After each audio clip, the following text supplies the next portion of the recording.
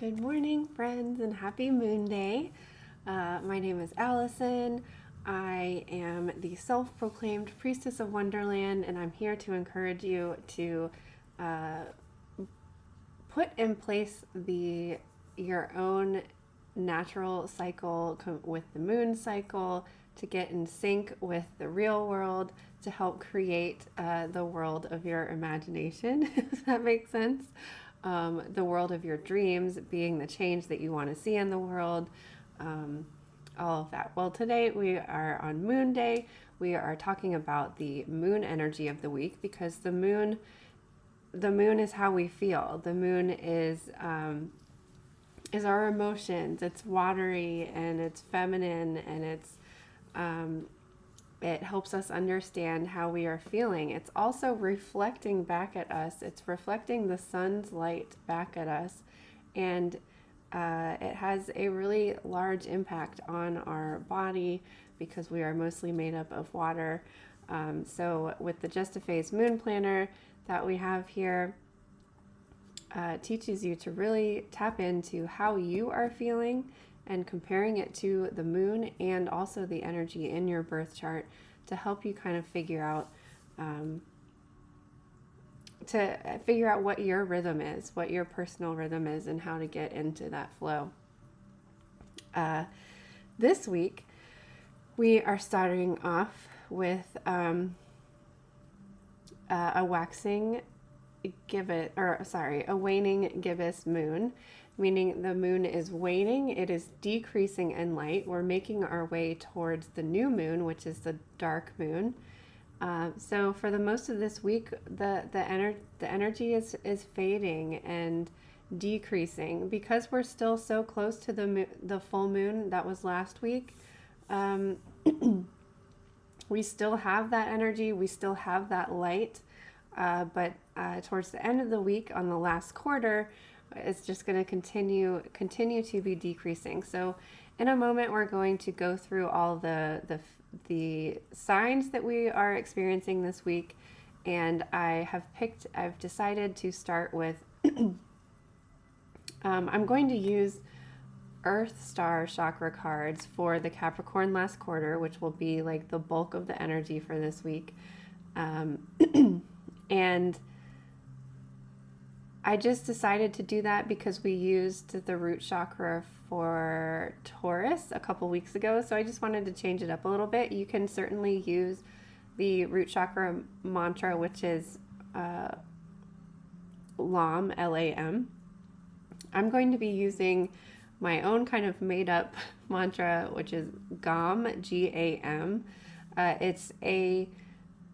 It's kind of taken from the Ganesha, the Lord Ganesha, a Hindu god who helps kind of remove obstacles. I feel like his energy is just very grounding and supportive, and because he's a deity, he is connected to that ancient ancestor wisdom. So I just personally use that mantra for Earth Star seed mantra because I don't think, as far as I know, I don't know that there is an Earth Star one. And I just really encourage people to connect to the Earth Star and the Soul Star because making it 9 chakras that we focus on instead of the 7 that most you widely see in mainstream media, books, on little t-shirts and coffee mugs and whatever with the chakras on it, you typically see 7. But when I started incorporating the soul star is above your head and the earth star is below your feet, it just really made an entire shift in my energetic system for the better, for the good. So I want to put the Earth Star and the Soul Star out there so that more people start using it, because it made a huge difference in my practice and my energetic system, and helped me remember, like, the root chakra teaches us that we are connected to the earth, that we have a cord that can connect to the earth and go to the earth's core.